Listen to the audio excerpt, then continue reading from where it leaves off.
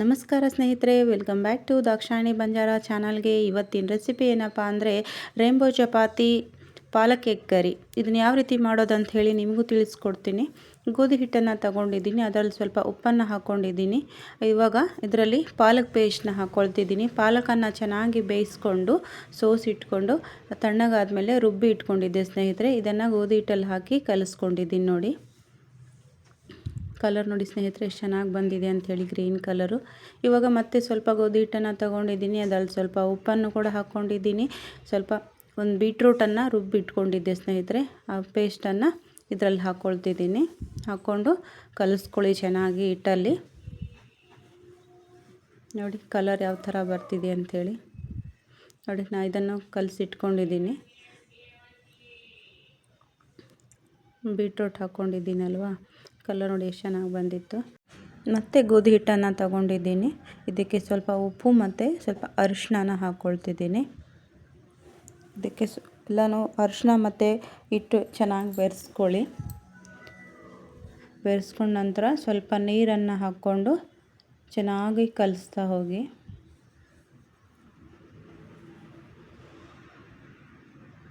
ನೋಡಿ ಸ್ನೇಹಿತರೆ, ಕಲಸಿದಾಗ ಎಷ್ಟು ಚೆನ್ನಾಗಿ ಬಂದಿದೆ ಯೆಲ್ಲೋ ಕಲರ್ ಅಂಥೇಳಿ. ನೋಡಿ ನಾವು ಕಲಿಸ್ಕೊಂಡು ಇಟ್ಕೊಂಡಂತಹ ಹಿಟ್ಟು ಕಲರ್ಫುಲ್ಲಾಗಿ ಕಾಣಿಸ್ತಿದೆ ಅಲ್ವಾ. ಇವಾಗ ಹಿಟ್ಟನ್ನು ಒಂದು ಅರ್ಧ ಗಂಟೆ ಸೈಡಿಗೆ ಇಟ್ಕೊಂಡ್ಬಿಡೋಣ. ಅಷ್ಟರಲ್ಲಿ ನಾವು ಪಾಲಕ್ ಎಗ್ ಕರಿನ ಮಾಡ್ಕೊಳ್ಳೋಣ. ಎಗ್ಗನ್ನು ಬೇಯಿಸಿ ಇಟ್ಕೊಂಡಿದ್ದೀನಿ ನಾನು. ಇವಾಗ ಅದಕ್ಕೆ ಬೇಕಾಗಿರೋ ಮಸಾಲೆನ ರೆಡಿ ಮಾಡ್ಕೊಳ್ಳೋಣ. ಪಾಲಕನ್ನು ಚೆನ್ನಾಗಿ ಬೇಯಿಸ್ಕೊಂಡು ತಣ್ಣಗೆ ಮಾಡಿ ಅದರಲ್ಲಿರೋ ನೀರನ್ನು ಎಲ್ಲ ಸೋಸ್ಕೊಂಡು ಇವಾಗ ಹಾಕ್ಕೊಂಡಿದ್ದೀನಿ ಸ್ನೇಹಿತರೆ. ಅದಕ್ಕೆ ಒಂದು 4 ಹಸಿಮೆಣಸಿನ್ಕಾಯನ್ನು ಕೂಡ ಹಾಕ್ಕೊಳ್ತಿದ್ದೀನಿ. ಹಾಗೆ ಸ್ವಲ್ಪ ಶುಂಠಿನೂ ಹಾಕ್ಕೊಳ್ತಿದ್ದೀನಿ. ಇವಾಗ ಇದಕ್ಕೆ ಸ್ವಲ್ಪ ಕೊತ್ತಂಬರಿ ಸೊಪ್ಪನ್ನು ಹಾಗೆ ಮತ್ತು 1 ಸ್ಪೂನ್ ಜೀರಿಗೆನೂ ಕೂಡ ಹಾಕ್ಕೊಂಡಿದ್ದೀನಿ. ಹಾಕ್ಕೊಂಡು ಇದನ್ನು ಪೇಸ್ಟ್ ಮಾಡ್ಕೊಳ್ಳಿ ಸ್ನೇಹಿತರೆ. ಇವಾಗ ಇದನ್ನು ಯಾವ ರೀತಿ ಮಾಡೋದು ಅಂಥೇಳಿ ತಿಳಿಸ್ತೀನಿ. ಒಂದು ಪ್ಯಾನ್ ಇಟ್ಕೊಳ್ಳಿ. ಪ್ಯಾನ್ ಬಿಸಿ ಆದಮೇಲೆ ಸ್ವಲ್ಪ ಎಣ್ಣೆನ ಹಾಕ್ಕೊಂಡಿದ್ದೀನಿ. ಈ ಎಣ್ಣೆಗೆ ಚಕ್ಕೆ, ಒಂದು 3ರಿಂದ 4 ಲವಂಗ, ಹಾಗೆ ಒಂದು ಪಲಾವ್ ಎಲೆನ ಹಾಕ್ಕೊಂಡು ಒಂದು 1/2 ಸ್ಪೂನು ಜೀರಿಗೆನ ಹಾಕ್ಕೊಂಡಿದ್ದೀನಿ.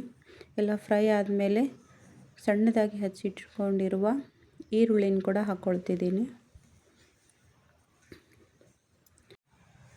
ಈರುಳ್ಳಿ ಚೆನ್ನಾಗಿ ಗೋಲ್ಡನ್ ಬ್ರೌನ್ ಕಲರ್ ಬರೋ ತನಕ ಹುರ್ಕೊಳ್ತಿದ್ದೀನಿ.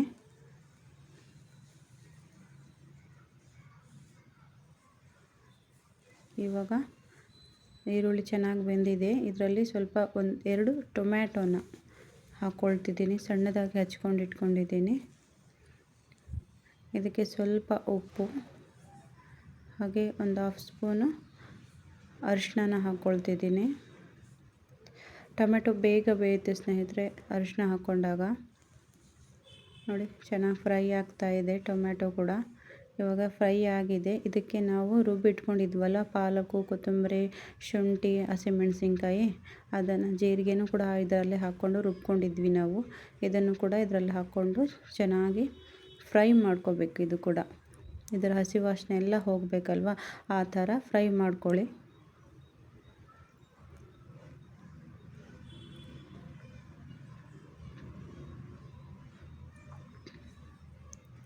ನೋಡಿ ಇದ್ರ ಕ್ಯಾಪ್ ಮುಚ್ಚಿ ಕೂಡ ಬೇಯಿಸ್ಕೊಳ್ಳಿ. ಚೆನ್ನಾಗಿ ಬೇಯಬೇಕಲ್ವ ಎಲ್ಲದು.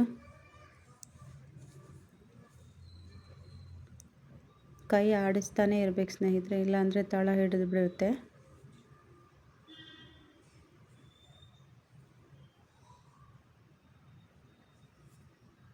ಇದಕ್ಕೆ ಇವಾಗ ನಾವು 1 ಸ್ಪೂನ್ ಧನಿಯಾ ಪುಡಿ ಮತ್ತು 1 ಸ್ಪೂನ್ ಗರಂ ಮಸಾಲಾನ ಕೂಡ ಹಾಕ್ಕೊಳ್ತಿದ್ದೀನಿ ನಾನು.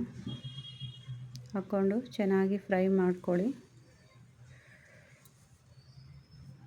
ಇವಾಗ ಇದಕ್ಕೆ ಒಂದು 7-8 ಗೋಡಂಬಿನ ನೆನೆಸಿಟ್ಕೊಂಡಿದ್ದೆ, ಅದನ್ನು ಕೂಡ ರುಬ್ಬಿ ಹಾಕ್ಕೊಳ್ತಿದ್ದೀನಿ. ಇದರಿಂದ ಒಳ್ಳೆ ಟೇಸ್ಟ್ ಬರುತ್ತೆ ಮತ್ತು ಗ್ರೇವಿ ಕೂಡ ತಿಕ್ಕಾಗಿ ಬರುತ್ತೆ ಸ್ನೇಹಿತರೆ. ಇದು ಚೆನ್ನಾಗಿ ಫ್ರೈ ಮಾಡ್ಕೊಳ್ಳಿ.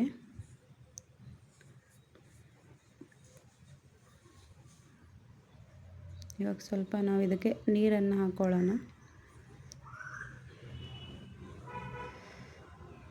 ನಮಗೆ ಎಷ್ಟು ಬೇಕೋ ನೀರು ಅಷ್ಟು ನೀರನ್ನು ಹಾಕ್ಕೊಳ್ಳೋಣ. ಇದಕ್ಕೆ ಸ್ವಲ್ಪ ಹೊತ್ತು ಗ್ರೇವಿನ ಬೇಯಿಸ್ಕೊಳ್ಬೇಕು. ಮತ್ತು ನಾನು ಎಗ್ಗನ್ನು ಬಾಯ್ಲ್ ಮಾಡಿ ಇಟ್ಕೊಂಡಿದ್ನಲ್ಲ, ಈ ಥರ ಕಟ್ ಮಾಡಿ ಇಟ್ಕೊಂಡಿದ್ದೀನಿ. ಗ್ರೇವಿನ ಚೆನ್ನಾಗಿ ಬೇಯಿಸ್ಕೊಂಡಿದ್ದೀವಿ. ಇವಾಗ ಇದರಲ್ಲಿ ನಾವು ಬೇಯಿಸಿ ಇಟ್ಕೊಂಡಿದ್ವಲ್ಲ ಆ ಮೊಟ್ಟೆನ ಇದರಲ್ಲಿ ಹಾಕ್ಕೋಬೇಕು.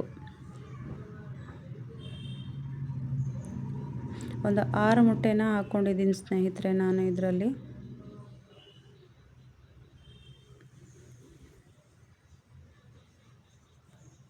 ಇದನ್ನು ಹಾಕ್ಕೊಂಡ್ಮೇಲೆ ಜಾಸ್ತಿ ತಿರುಗಿಸ್ಬಾರ್ದು ಸ್ನೇಹಿತರೆ.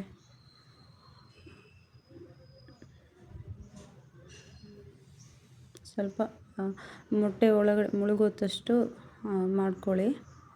ಅದನ್ನು ಮುಚ್ಚಳ ಮುಚ್ಚಿ ಸ್ವಲ್ಪ ಹೊತ್ತು ಬೇಯಿಸ್ಕೊಳ್ಳಿ. ಬೇಯಿಸಿದ ಮೇಲೆ ನೋಡಿ ಸ್ನೇಹಿತರೆ, ಪಾಲಕ್ ಗ್ರೇವಿ ಯಾವ ಥರ ಬಂದಿದೆ.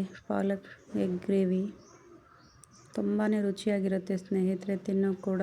ನೋಡಿ ಎಷ್ಟು ಚೆನ್ನಾಗಿ ಎಣ್ಣೆ ಬಿಟ್ಕೊಂಡಿದೆ. ಇವಾಗ ನಾವು ಚಪಾತಿನ ಮಾಡ್ಕೊಳ್ಳೋಣ. ಚಪಾತಿನ ಲಟ್ಟಿಸ್ಕೊಳ್ತಿದ್ದೀನಿ. ಎಲ್ಲ ಚಪಾತಿನೂ ಲಟ್ಟಿಸ್ಕೊಂಡು ಇಟ್ಕೊಳ್ಳಿ ಸ್ನೇಹಿತರೆ. ಇವಾಗ ಈ ಗ್ರೀನ್ ಚಪಾತಿನ ಲಟ್ಟಿಸ್ಕೊಳ್ತಿದ್ದೀನಿ.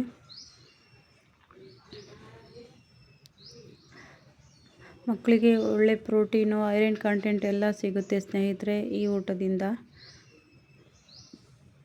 ತುಂಬ ಇಷ್ಟಪಟ್ಟು ಕೂಡ ತಿಂತಾರೆ, ಕಲರ್ಫುಲ್ಲಾಗಿದೆ ಅಂಥೇಳಿ. ಇವಾಗ ನೋಡಿ, ನಾನು ವೈಟ್ ಚಪಾತಿ ಹಾಕ್ಕೊಂಡಿದ್ದೀನಿ, ಅದರ ಮೇಲೆ ಗ್ರೀನ್ ಚಪಾತಿನ ಇಟ್ಕೊಂಡಿದ್ದೀನಿ.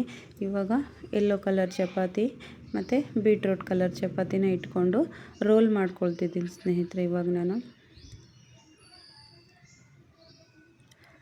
ರೋಲ್ ಮಾಡಿ ಇವನ್ನ ಕಟ್ ಮಾಡ್ಕೊಳ್ತಿದ್ದೀನಿ. ನಿಮಗೆ ಎಷ್ಟು ಹಿಟ್ಟು ಬೇಕು ನೋಡೋ ಚಪಾತಿಗೆ ಅಷ್ಟನ್ನು ಕಟ್ ಮಾಡಿ ಇಟ್ಕೊಳ್ತಿದ್ದೀನಿ ನಾನು.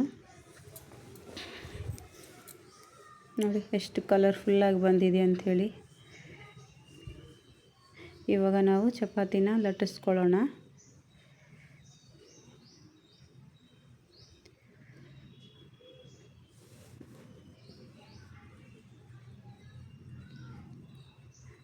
ನೋಡಿ ಎಷ್ಟು ಕಲರ್ಫುಲ್ಲಾಗಿ ಬರ್ತಾಯಿದೆ. ಇದಕ್ಕೆ ಹೇಳೋದು ರೇಂಬೋ ಚಪಾತಿ ಅಂಥೇಳಿ. ಮಕ್ಕಳಂತೂ ತುಂಬ ಇಷ್ಟಪಟ್ಟು ತಿಂತಾರೆ ಸ್ನೇಹಿತರೆ. ಅವ್ರಿಗೆ ಈ ಥರ ಕಲರ್ಫುಲ್ಲಾಗಿರೋದನ್ನು ನೋಡಿ ಒಂದು ತಿನ್ನೋ ಚಪಾತಿನ 2 ಚಪಾತಿ ತಿಂತಾರೆ ಅವರು. ನೀವು ನಿಮ್ಮ ಮನೇಲಿ ಈ ಥರ ಮಾಡಿಕೊಡಿ, ನಿಮ್ಮ ಮಕ್ಕಳಿಗೆ ಕೂಡ ತುಂಬ ಇಷ್ಟಪಟ್ಟು ತಿಂತಾರೆ. ಹಾಗೆ ತಿನ್ನೋಕ್ಕೂ ತುಂಬ ಚೆನ್ನಾಗಿರುತ್ತೆ ಸ್ನೇಹಿತರೆ. ಟೇಸ್ಟ್ ಕೂಡ ತುಂಬ ಚೆನ್ನಾಗಿರುತ್ತೆ. ನಮ್ಮ ಮಕ್ಕಳು ಪಾಲಕು, ಬೀಟ್ರೋಟು ಎಲ್ಲ ಹಾಗೆ ಕೊಟ್ಟರೆ ತಿನ್ನಲ್ವಲ್ಲ. ಈ ಥರ ಮಾಡಿಕೊಟ್ಟಾಗ ತಿಂತಾರೆ ಸ್ನೇಹಿತರೆ.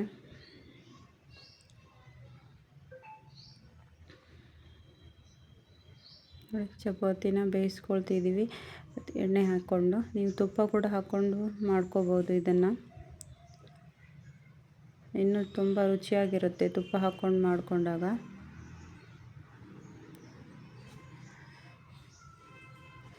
ಎಷ್ಟು ಕಲರ್ಫುಲ್ಲಾಗಿ ಬರ್ತಾಯಿದೆ ಅಲ್ವಾ. ಯಾರೆಲ್ಲ ನನ್ನ ವಿಡಿಯೋನ ನೋಡ್ತಿದ್ದೀರೋ ಎಲ್ಲರೂ ಲೈಕ್ ಮಾಡಿ, ಹಾಗೆ ಸಬ್ಸ್ಕ್ರೈಬ್ ಮಾಡ್ಕೊಳ್ಳಿ, ನನ್ನ ಸಪೋರ್ಟ್ ಮಾಡಿ ಸ್ನೇಹಿತರೆ. ನೋಡಿ, ರೇಂಬೋ ಚಪಾತಿ ಮತ್ತು ಪಾಲಕ್ ಎಗ್ ಕರಿ ರೆಡಿ ಆಯಿತು. ತಿನ್ನೋಕ್ಕಂತೂ ಸಖತ್ತಾಗಿತ್ತು ಸ್ನೇಹಿತರೆ. ಇದು ಟೇಸ್ಟ್ ಅಂತೂ ಸೂಪರಾಗಿರುತ್ತೆ.